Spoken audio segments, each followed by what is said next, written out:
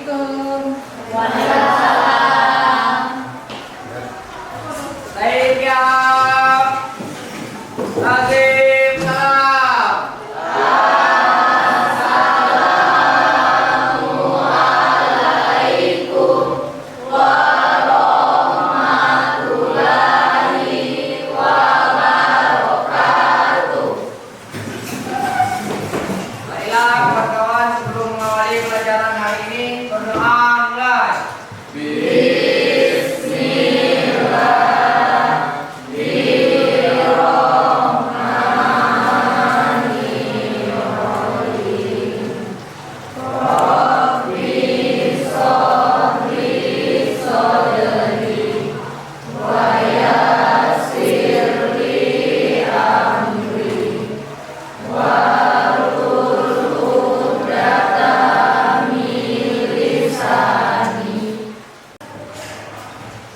Baiklah anak, siapa yang masuk hari ini?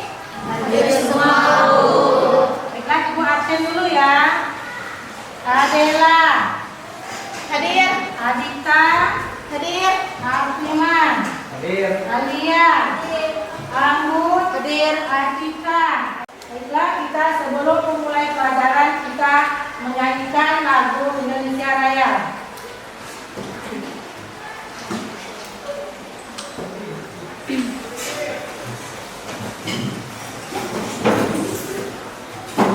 Baiklah teman-teman, kita menyanyikan lagu kebangsaan kita Indonesia Raya dan Ketukan 3/4. Hiduplah Indonesia Raya. Indonesia tanah airku, tanah tumpah darahku. Di sanalah aku berdiri, jadi pandu ibuku. Indonesia kebangsaanku, bangsa dan tanah airku. Marilah kita berseru, Indonesia bersatu. Kita memulai pelajaran ya. Kita materi kita apa? Keanekaragaman hayati.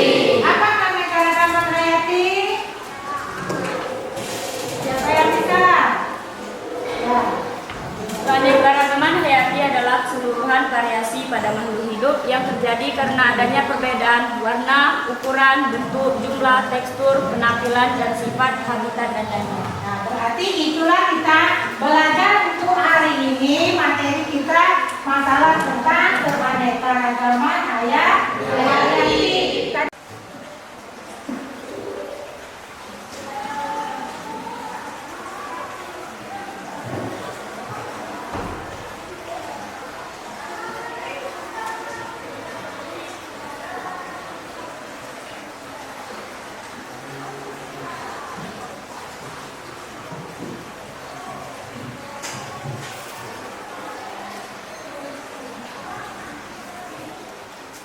Nah, jadi itulah video singkat kita untuk dapat membayangkan bagaimana. Sudah bisa membayangkan bagaimana kita di lingkungan itu ada keanekaragaman hayati. Bisa kan? Tadi sudah bisa membayangkan bagaimana keadaan lingkungannya, bagaimana kalau kita di keanekaragaman hayati yang dikatakan ekosistemnya gimana? Bisa membayangkan kira-kira? Bisa. Ya, kalau bisa, ya gitulah namanya bayangan kita dalam belajar tentang kita keanekaragaman hayati. Sudah tadi, nah itu kan kita belajarnya. Tujuannya untuk apa? Kita selalu belajar tentang keanekaragaman hayati itu harus siswa mampu menganalisis tentang keanekaragaman hayati, yaitu gen, jenis dan ekosistem yang baik dan benar. Yang kedua, setelah kita belajar tentang keanekaragaman hayati, siswa mampu mengelompokkan tingkat keanekaragaman hayati yang ada di Indonesia yang baik dan benar.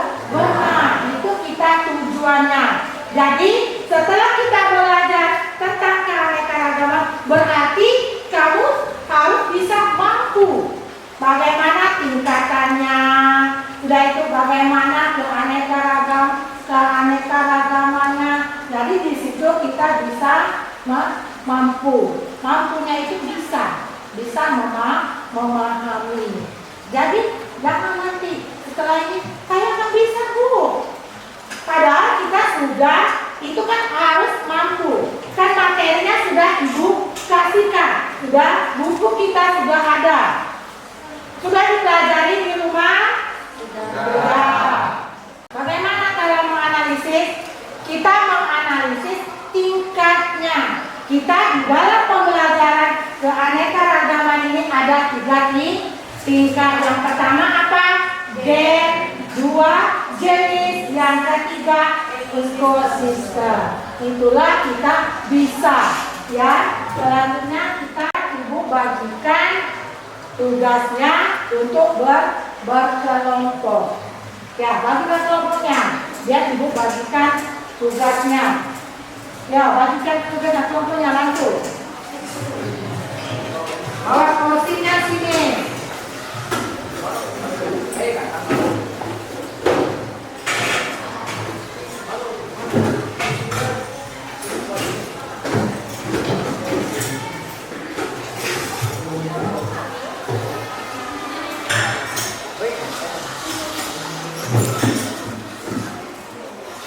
Kita buka videonya. Videonya lagi ya. Tadi untuk sebagai pengantarnya. Kalau sekarang ini masalah isinya. Kelihatan di belakang? Ya, kelihatan. Inilah dunia biologi. Itu kita tadi sudah videonya sudah Ibu sampaikan, dan kita lihat bersama kan. Masalah itu adalah dari tingkatan keanekaragaman hayati. Dia berbeda dari gen, jenis, dan ekosistem. Sudah bisa dipahami? Itu secara garis besar kita di situ ada flora dan ada fauna. Apa yang dikatakan flora? Ya.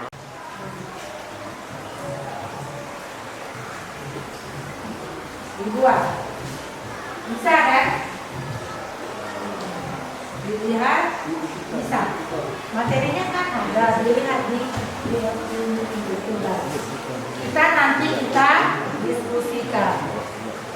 Bisa dipahami? Itu kita bukan.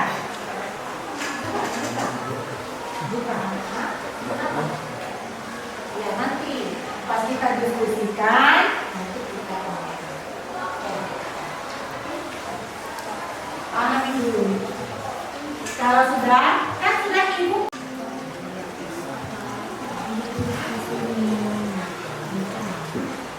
Masalah apa saja yang mereka ini apa yang cari yang Nah, ke depan presentasinya harus sudah ada.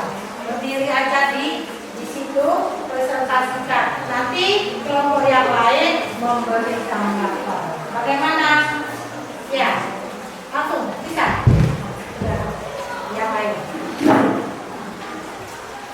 Dari video tersebut, kami dapat menyimpulkan beberapa pertanyaan bahwa adanya banyak keanekaragaman ekosistem. Seperti apakah yang dimaksud dengan perbedaan ekosistem itu?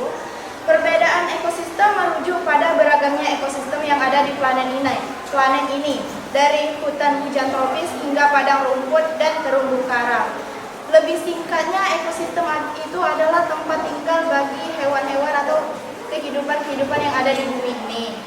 Dan untuk pertanyaan kedua, kami menyimpulkan kami dapat melihat adanya perbedaan warna yang terjadi pada kupu-kupu maupun kata. Perbedaan tersebut biasanya terjadi karena keanekaragaman gen yang mengacu pada variasi dalam genetika individu dalam suatu spesies. Semakin banyak variasi genetik, semakin besar potensi untuk adaptasi terhadap perubahan lingkungan dan kelangsungan hidup suatu spesies. Yang mana yang lain bisa menanggapi? Ada yang bisa menanggapi?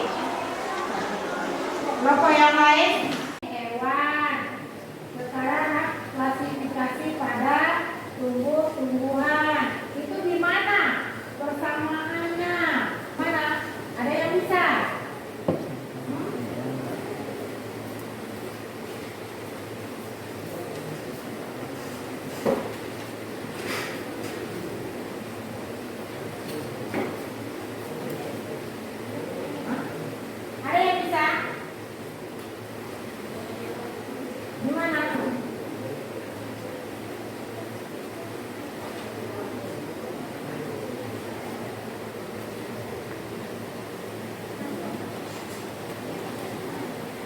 Ada yang bisa?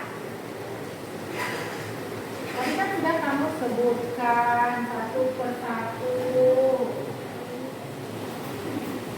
Ada yang bisa? Langsung jawab.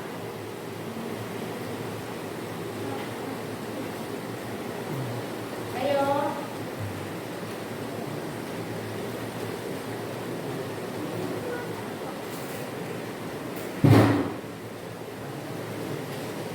Ada yang bisa?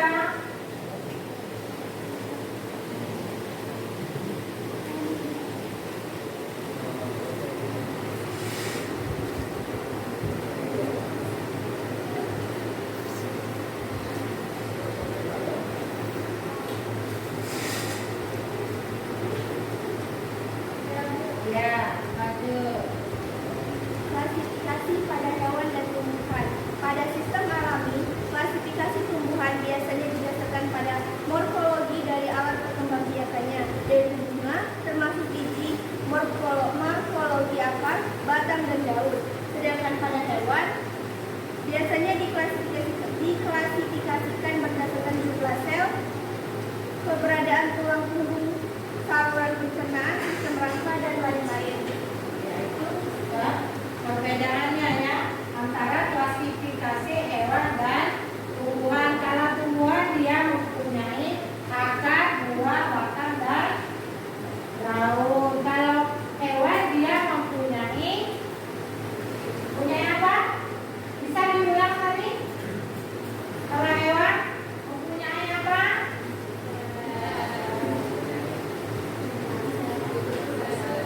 Hah? Jumlah sel. Nah itu apa lagi? Keberadaan tulang punggung. Ada lagi? Memiliki saluran pencernaan.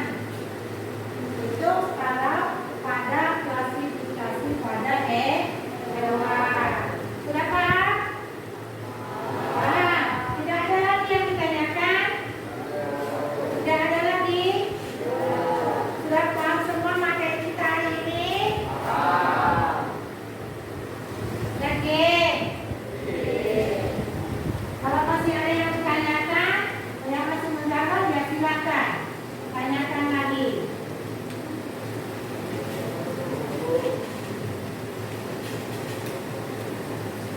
Masih ada yang ditanyakan?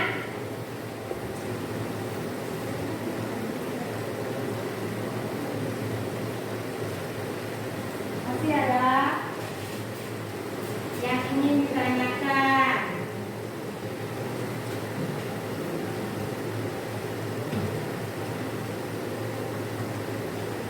Masih ada?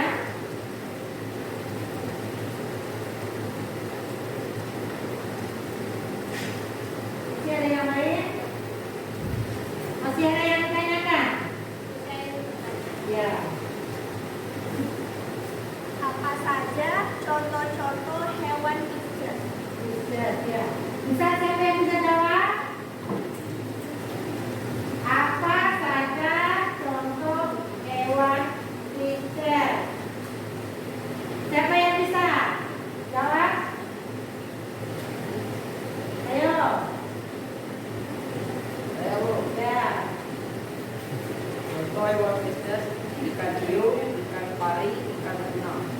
Ya itu contoh ikan. Berarti yang dikatakan fisis itu adalah habitat dari ikan. Berarti dia beraneka ragam dari bentuk spesies. Dia bentuknya sama tapi namanya beda. Itu berarti dari keanekaragaman spesies dari termasuk fisis. Selain fisis tadi apa lagi? Hewannya amfibi. Yang dikatakan amfibi itu yang bagaimana?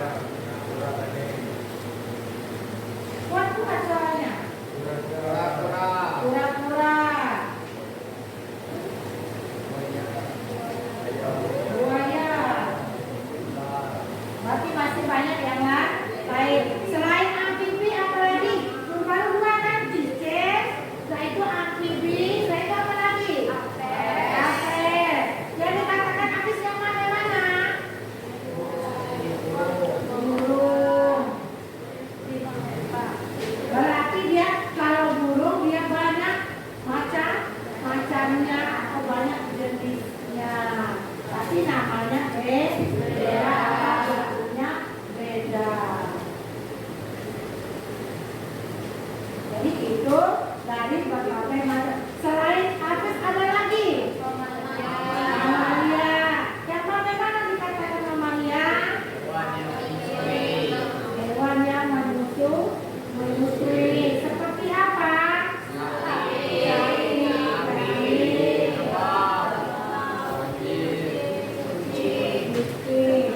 Yaitu hewan yang menyusui, termasuk juga manusia. Itu dikatakan mamalia. Jadi itulah hewan. Nanti kamu bisa membedakan.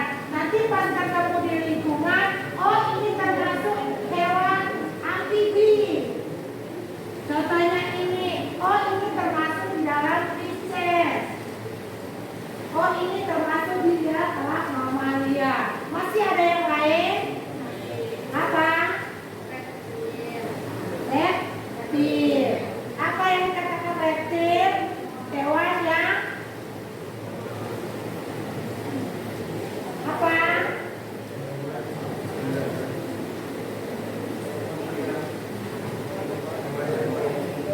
Yang reptil.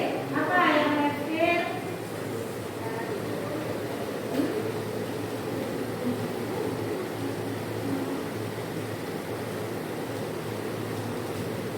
Nah, itu PR bagi kamu. Belum tahu kan? Itu PR. Ada lagi yang lupa?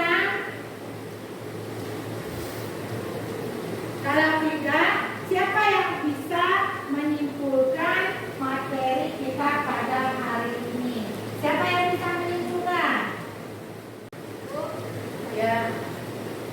Keanekaragaman hayati yaitu keseluruhan variasi pada makhluk hidup yang terjadi karena adanya perbedaan warna, ukuran, bentuk, jumlah, tekstur, penampilan, dan sifat habitat, dan lain-lain.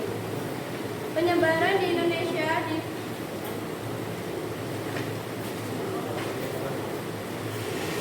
konsep keanekaragaman hayati terbagi menjadi 3, yaitu keanekaragaman gen, yaitu mengacu pada variasi dalam genetik individu dalam suatu spesies semakin banyak variasi genetik. Kedua, keanekaragaman ekosistem, yaitu merujuk pada beragamnya ekosistem yang ada di planet ini, dari hutan hujan tropis hingga padang rumput dan terumbu karang. Ketiga, keanekaragaman spesies, yaitu mencakup jumlah dan beragamnya spesies yang ada di suatu daerah atau ekosistem. Karakteristik pada tumbuhan terbagi menjadi 8, yaitu autotrofik, dinding sel, kloroplas, vaskuler, reproduksi, multiseluler, adaptasi, dan fungsi ekonologis. Klasifikasi pada hewan yaitu ada 8 juga. 1. Heterotrof, multiseluler, memiliki jaringan, tidak ada dinding sel, reproduksi, mobilitas, perilaku kompleks, dan respon terhadap lingkungan.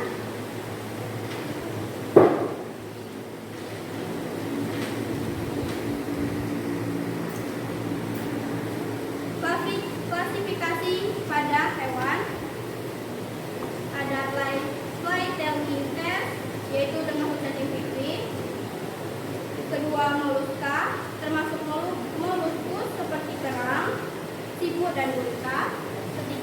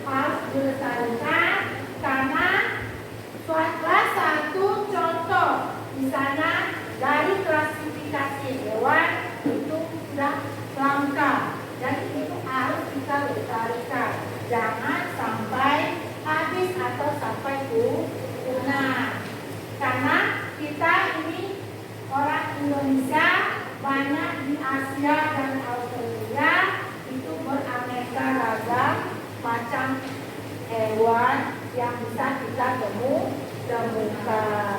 Tadi sudah kita sebutkan itu apa? Kalau yang termasuk amfibi itu apa? Kan sudah kita sampaikan tadi. Jadi di sini masih ada anak yang ditanyakan? Sudah ada? Sudah paham semua? Kalau sudah paham, berarti kita sudah bisa memahami materinya. Nanti untuk pertemuan berikutnya, jangan lagi, Bu saya belum paham. Jadi saya sudah kita simpulkan, sudah kita jabarkan, sudah kita beri pertanyaan, sudah kita jawab. Jadi itu nggak ada lagi alasan untuk yang nggak bisa, ya. Jadi itu gambaran bagi kita di dalam pembelajaran. Itulah namanya kita belajar di dalam dunia biologi. Dari variasi beraneka ragam macamnya, tapi dia satu kelompok atau satu geng.